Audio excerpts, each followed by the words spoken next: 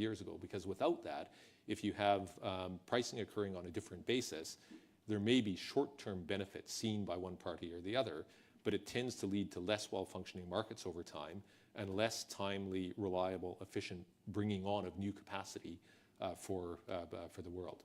I mean, part of the reaction was to skyrocketing prices. So I want to transition this a bit to the broader inflation question that is happening globally, and how are you looking at that for 2023? Is it changing anything about what your projections are internally, what that means for you, for your business, and for industry at large? Well, so yes, of course. So with Wellstar, big decisions as a company are made on multi-decade assumptions. They're not made on what's happening with short-term dynamics. Of course, as a management team, we have to be present to what's happening in the short term, because it can impact on demand next year, it can impact on cost of production and so on. Now, what are we seeing with inflation? Of course, it's the inflation and the response to inflation on the part of central banks and so on is beginning to weigh on economic activity in Europe. Pundits now calling for pretty high likelihood of recession, slightly better than even odds being called for a recession in the US. And so that does have impacts on the views around what's going to happen in terms of near-term growth. Although we are seeing continued strong demand for all the commodities that we produce. The other impact it can have, of course, is on our cost of production. And this is a cyclical industry. And so we've seen in previous periods when of higher inflation, costs skyrocket in the mining industry. A number of years ago, knowing that we're in a cyclical industry, we embarked upon an effort to ensure that we're structured in the right way, and we've put in place the right disciplines in BHP to better be able to contain costs in a high inflation environment. And so far, if you look at our results over the past few periods, the team's done a really good job of managing that cost inflation. We're not immune to it, so of course we see rising costs, but our rate of increase in costs has been less than many of our competitors. And I'm confident that the disciplines that we've instilled in the company will allow us to outperform our competitors in coming periods as well. Okay. I just want to ask one last question. I don't want to ask you sort of what keeps you up at night, because I presume at this stage it's mostly jet lag. But I want to ask more about, like, how has your dashboard changed on that in terms of since you became CEO of BHP? And you did it. You stepped in weeks before COVID erupted, which is pretty amazing. And then and now obviously everything has happened in China. So I want to understand more how it's all rebalanced on your screen for 2023 versus 2020. So it's interesting, Jeff. Shortly after I became CEO, I was speaking at a conference, a big industry conference in Miami. And this was just as COVID was breaking, but it hadn't quite dawned on many people at the time how big a deal it was going to become. But I spoke then about the core areas of focus that we as a company had. It was operational excellence, so becoming the industry's best operator. We'd come off a track record of perhaps not quite achieving the standards of operational excellence that we aspired to, and I was very committed to ensuring that we did achieve that. Secondly was the need for us to grow in these commodities that were going to be better leverage to the big megatrends that are underway around us. And I also spoke then about the need for greater focus on social value, how we go about creating value for all those who depend upon and support BHP. And finally, I spoke about the uncertainty, the very dynamic nature of the world around us, how uncertain it was. And for us as a company to be more externally oriented, engaged externally, and get better about how we go about incorporating what we were sensing externally back into how we operate as a business. Now, of course, everything that's happened since has put that on steroids. And so we didn't predict at the time that we were going to be in a kind of one-in-a-century pandemic. We didn't predict at the time that you were going to have the Russia-Ukraine war. Of course, these things weren't predicted by anyone, or certainly most people. But all they've done is serve to reinforce the fundamental things that we've been focused on. How do we go about operating safely, focus on people, engaging our people in better ways? How do we go about accelerating our ability to meet the world's needs for more of these commodities? How do we ensure that we do so sustainably, both from an environmental perspective, but also in the way that we engage other stakeholders and create value and opportunities for them. So it's probably an acceleration of what we had spoken about as opposed to anything fundamentally different for the company. Great. Well, listen, I'd love to keep this going for much longer, but we have to wrap it up there. Thank you very much. Thank you, Jeff. Thanks very much.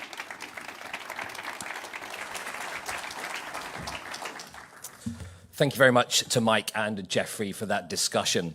Please do keep your questions coming in throughout the day. It doesn't matter whether you're sitting in the room with us here in New York or whether you're watching somewhere on the other side of the world. Simply go onto Slido and you can put a question to one of our speakers who's going to be up here on stage. So I think this next session follows on really nicely with where we left things with Prime Minister Trudeau. In Alessandra's last question, she was saying that the big theme of this conference is around leadership at times of great global instability. And that's exactly where we're heading in this next panel, which is sponsored by ASIAD.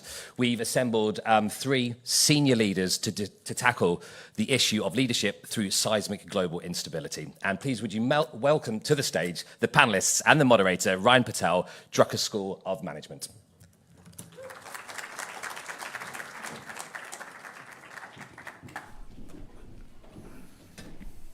How's everybody doing? We're going to be interactive. Let's go. Just to let you know, I'm setting the stage. I'm honored to have these 3 great leaders. Let me introduce you to everybody. Judy Marks to my left, Chair and CEO of Otis. Corey Berry, CEO of Best Buy. And Abdul Rahman Al-Hatmi, Chief Executive Officer of ASIAD. Welcome. Thank you. Great to be here. They're not nervous, but they don't know what I'm going to ask them. But I'm going to tell you what I'm going to do. I'm going to go first round of questions. I want them to highlight what I think is important of what they've done in the past. Again, they don't know exactly what I'm saying. In the second part, we're going to talk about that thought leadership that I think we're here to listen to and see what's going forward. So let's see. I'm going to have to start with you, Corey. Have at it. You know, there's this thing called retail, Black Friday sales, Cyber Monday, something kind of big in your industry, billions of dollars being sold. Heard of it? I've heard of it. Okay.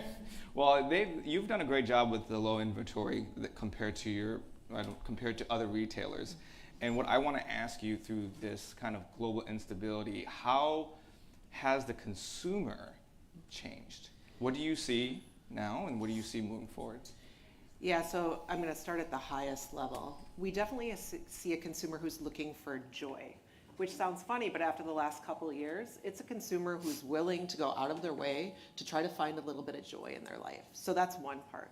But it's against a backdrop of indicators that are as diverse and not correlated as anything I've ever seen in my 23-year career in retail. Right, you still have relatively good consumer balance sheets, you still have a jobs number that's pretty darn good, but on the flip side, you have inflation. And while it might be moderating a bit, it is inflation on the basics: food, fuel, and lodging. But how do you keep your team, because you just said it's very difficult with these variables that's showing these numbers and people don't know. How do you manage your team to ensure that you're all on the same page? Yeah, I'm going to say this flippantly, you don't. You don't tell your team what to do. One of the most wonderful things, one of our core values at Best Buy, it was started more than 55 years ago by our founder, Dick Schultz, is learning from challenge and change. That is the nature of retail. And we've gotten very clear, our purpose at Best Buy is to enrich lives through technology. So if you surround yourself with an incredibly educated, diverse, thoughtful, specialized team with lots of different backgrounds, you know your purpose, you know your values, you unleash your team to get as close as possible to the customer and then make decisions in the moment. And one of the things that I'm passionate about is you start to reward adaptability, not perfection. And the more you can focus on adaptability versus perfection, we're going to get it wrong. Like, I know my forecast is wrong. Don't tell anyone else that. But you try your best, right? But by its nature, you're going to be wrong. And so you're much better served saying we need to move fast and adapt quickly and apologize later and course correct if something goes wrong. But you were, and back to the consumers and back to, Judy, I want to ask you this. I saw something written by you, I want to get it right. A world with 8 billion people and growing. And I'm going to ask. Growing up, too. Growing up, too. Yeah. So in this instance, how are we going to thrive to ensure we get to those growing up and 8 billion people? Yeah, so, the world continues to grow, and we talk about the world growing in in a taller, faster, and smarter way. And obviously taller because we believe in the thesis of urbanization. We're seeing it play out globally, and if any of you look around today, no matter where you are watching this or in this room, you see cranes, you see construction, you see robust movement of people moving to urbanization. But to do that, you have to say, what do they need? And while Corey is right, we can't make errors. We're in the life safety business, and 2 billion people a day touch our product. And most of you do it without giving a single thought to getting in one of our elevators or escalators. I'm laughing, but as soon as you say that, I promise you, now you'll pay attention to what she just said. Next time you go on an elevator, you'll see Otis, and then you'll say, Ryan told me. That's right. But because of that, it really gets you down to core values. And we are about as distributed as a company as you can be. And we do, just like you, Corey, we trust our local teams. We have 1,400 branches across the globe, and they have to be there to service your condominiums, your apartments, as well as your office buildings, your retail space, everything. And again, we do this in a way where I can't train or control any single passenger or anyone who uses our product. So it is all about the cities growing. It's about how do we now lead to create cities for ourselves and the next generation so they have a place to thrive. And not to make this sound a quick follow-up, and it's a big question, you're talking about values, and, I do want to bring up the Russia-Ukraine and what you recently did on that value decision that you made. Can you kind of share just a real, I know. I'll stay short. Okay. So, here's the challenge when you're a global enterprise and you care deeply about your 68,000 colleagues. You balance that with what we call our absolutes, which are really our intuitive and our extreme and exposed values that we share with our suppliers, with our customers, with everyone, which is all about safety, quality, and ethics. And on the ethics, it's about doing the right thing. We have a responsibility in Russia and in Ukraine to do two things. One is take care of the safety of our colleagues and our passengers, and second, to follow the rule of law.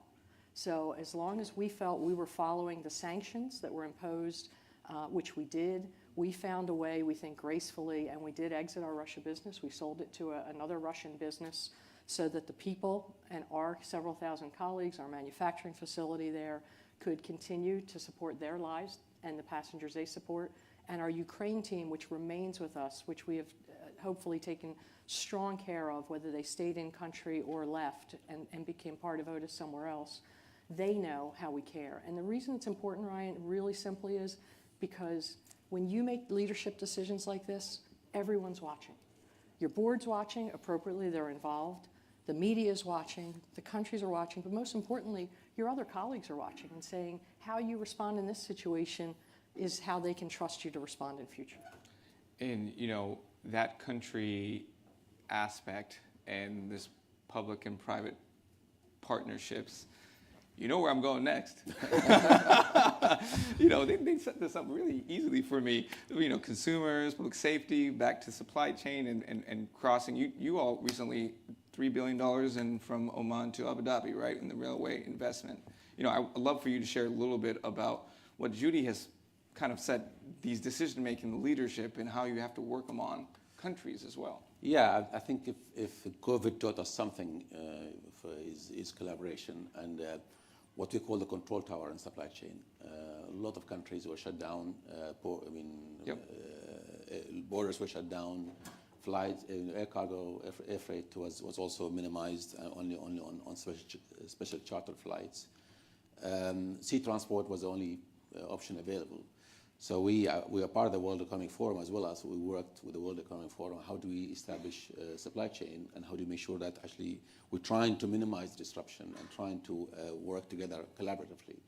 The guys who are competing with each other in terms of the transporters and others, found that actually it's very difficult to just work on their own. So we have to collaborate. And the rail project you mentioned, I think, is a good example of that. I think is a very good example where two countries open their borders and make sure the trade flow, moves between countries. That's one way of making sure the supply chain remains resilient. And what that does, of course, during pandemic, during crisis, it makes sure that the trade flow moves and also it also brings costs down and make sure the whole supply chain is more reliable. And but you also did something which was unique. What I found was the ports that you were managing 24 hours. Yeah. How you're smiling from a people perspective. Yeah, I'll be careful. I'm getting some laughter I'm in here. the US, That's so pretty I'll be hard. careful. Repeat that again. No, but one of the advantages we had in the region was actually our ports were operating 24 hours. There was no single disruption at all to our ports, and that gave us advantage. To be honest, when it came to we're becoming more of a distribution hub in between East and West. A lot of companies moved their boxes from China, for example, and put it in our ports. So they can serve East Africa, they can serve India, they can serve even the European countries. So they become closer to customers. So we become the inventory of the West as per se. So yeah, I mean it's a very very good story what we did with the ports, and the way we did it, actually we used technology. So that's the first thing we used. But we made sure also we have enough people. So we did this. The bubbles, what they call them. So we had crews, just sticking together, go to the operation, take them out, and put them in special accommodation. So so that we don't disrupt the port's operations. That was done extensively, and if there's only one person who was infected, then the whole crew will have to be, of course, isolated. So it was very very tricky. I think you've got 3 companies here who were all essential services during the pandemic, in our own ways. No, I mean that's what makes this conversation very interesting. If everybody can pay attention, every perspective was different, but they come back to their specific core values. That they're not different; they're the same, but how you implement them are really different. And the word team is underestimated in this. Corey, I'm going to ask you this because I've seen a couple of your interviews. I know you're very passionate about your team, but when I ask you team, the word team, what's the first thing that pops up in your mind in terms of leadership? 110,000 humans trying every day to do their best. I just don't believe anybody goes to work to just push a button, do a job. I believe there is something that resonates fundamentally in their humanity about what they do every day. You talked a little bit about the idea of being essential. You wouldn't look at a retailer and say it's essential. But the minute the pandemic hit and everyone started working from home, our teams felt like they were fulfilling their purpose to truly, honestly enrich lives through technology. And every day you got a story. I can talk to grandma again. My kids, 5 of them, can school at home with noise-canceling headphones because they're all in one room. Do you think that shifted? Do you think that shifted a little bit in your leadership when that occurred? Of not that you've changed, but just because of that passion that popped up? I think what happened was you have a purpose and you know it's real. You know it in your heart. You know we really can enrich lives through technology. But the scale at which that happened overnight definitely added an emotional tact. And the truth is we actually weren't seen as an essential retailer. We moved to curbside in a span of 48 hours. And we did all of our business, completely changed the model. The humans, the 110,000, changed the model. Not because we told them how to do it. Yeah.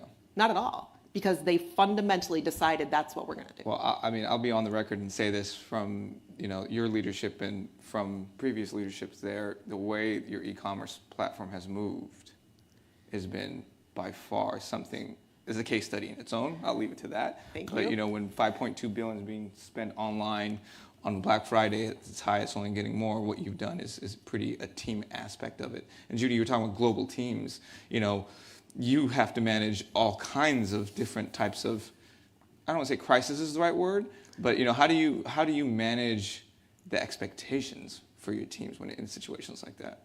Well, listen, you have to communicate. As a leader, there's nothing more important.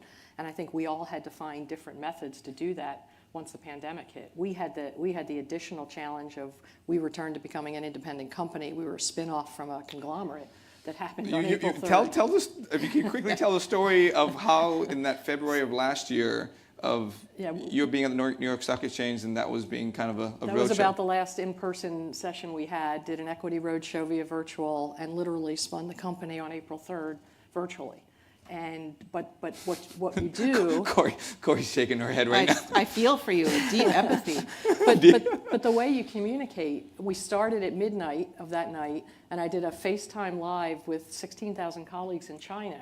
And what they all did is they created their own app, and they all sat there and they rang a bell on their phones. Oh, that's so cool. And then we moved to Asia Pacific, and then we moved to Europe. But it really is about going back to what holds your company together. Again, for us, it matches my moral compass, but we call it our absolutes. And it's just the ability for everyone, no matter what language, and typically when we send anything out, it's in 22 languages. Yeah. No matter what language you are, no matter where you were raised, no matter even the value of basic values in life in different parts of the world, all coming together with a common culture and a common mission to keep the world moving. I mean, we started in Wuhan. Full disclosure, we maintain hospitals and elevators there, so we saw it early, and then we allowed the power of connection in our team to share those lessons. Yeah. So our China team got on with our Americas team and our Europe team before they got locked down. And now it's kind of come full circle, so it's a little amazing. And yet, the other thing you have to do, though, is be that chief cheerleader at times, that chief person that even when times look dark, as a leader, you've got to raise your team up, Ryan. You've got to tell them, listen, we've been in business 169 years. We've seen about every cycle there is. We will get through this, and we will get out of this. And as a matter of fact, we're going to get prepared to get out of it quicker than our competitors. So when you're down in the bottom at that low point, guess what? I'm going to tell you to accelerate. Do you feel, and real quickly, do you feel that this uncertainty, because it seems like we've been in this word keeps coming for continuous, do you feel like you have to be more of a cheerleader than ever than before? Listen, I think all you're doing is showing the art of what's possible, and people. But you're paying attention to it more now. Absolutely, okay. And your colleagues will rally around it, and just empower them. Abdul Rahman, I would say when you think about the supply chain and the things that you had to go through with teams and the disruption, I know it's not as much disruption. I mean, there's disruption in your industry as a whole. If you had a message to that specific industry, what was the things that you would share that you would feel from a leadership perspective? Because I can tell you, being on air many times, all hell breaks loose when something breaks the canal and everything goes haywire. So, how do you stay calm and how do you ensure that industry continues to move forward? Well, I would love to use the word plan, but plan was, as we say. It's not easy. I think we realized, of course, in the crisis we had in the pandemic, that our work touches the lives of people. So if we are responsible for security of food supplies, of necessities in the country, so if you don't act fast, if you don't bring everybody around you, and if you don't adopt that aggressiveness in your thinking and entrepreneurship, I think you wouldn't be able to have done it. We bought assets in May in 2020. 3 times the price of they were in 2019.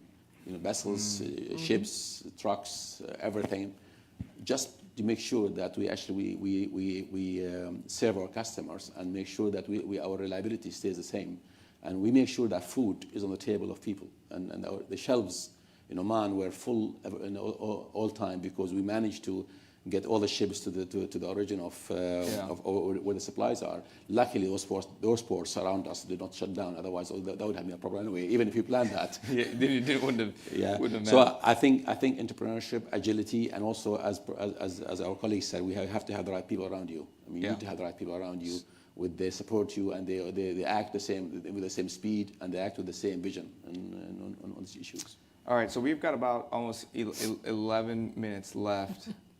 I see the questions. I'm gonna tie them into this. This thing I do, unfortunately, has followed me. Now I have to do it everywhere. It's called Ryan's Lightning Round.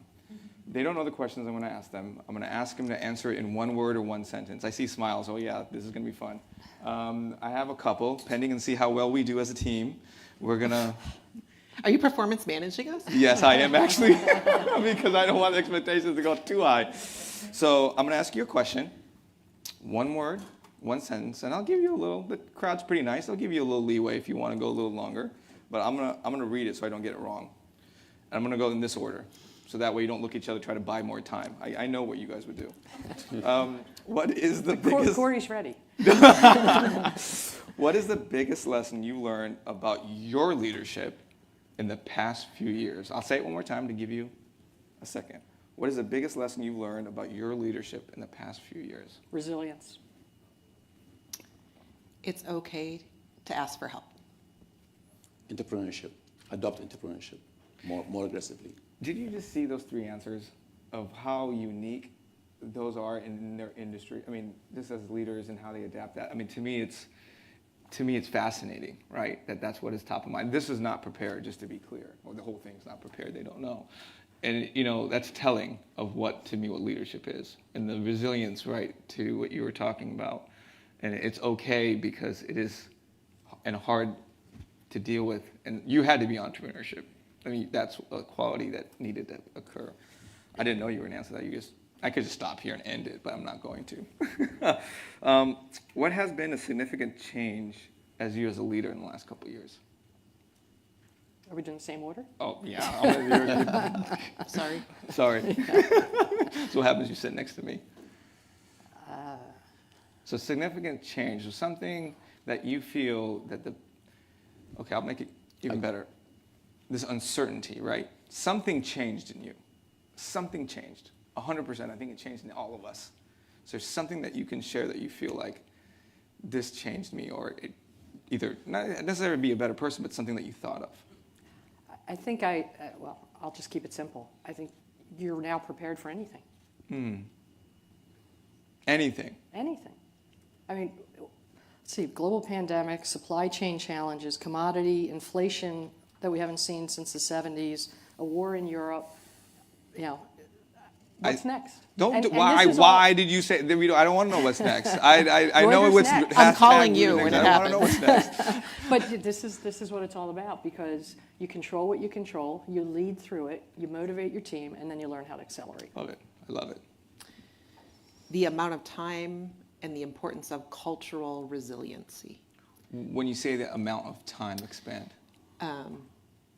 It is on me to be as authentic, as human, as real, to admit when we make mistakes, to ask for help. The emphasis on the cultural resiliency as much as the business resiliency at the end of the day. I feel like I've gotten to know you better. I mean, I know we've met for the first time today, but just through virtually, when you already are authentic, because I believe you are, but the words you just said is you have to make sure it continues, even though you're still being you. There's a difference between that, right? There is. And so is there a tip that you can give that you kind of help you, remind you, again, it's still you, but it reminds you that you have that in front of your team? Yeah, for me, it's often going out and actually just having honest conversations with others. The deeper I can go chat with the team, it just reminds you, what are other people feeling? Which then helps center you on you yourself. What are you feeling? And how do you address what might be just their concerns? Because there's times, to your point about all this change, there's times where we've said, we don't have all the answers. That's really hard for an executive leadership team to say, we don't have all the answers, but we're going to use all these smart brains to help us figure it out. And to have the courage to be authentic, because it requires a great deal of courage. It is putting your own humanity on stage. And to do that, I think the best way you can do it is to be with your team, deeply into your team, and understand fears, motivations, concerns, but that means and project it. Everybody's got to make the time. Like it's a dedicated team from not just your effort, from everybody. It is everyone. I think, from my perspective, with the perfect storm, which we had, I get all sort of crises in the world, starting with the pandemic, then of course the issue in Ukraine and the inflation, interest rates. I feel I'm going through business school again and doing MBA.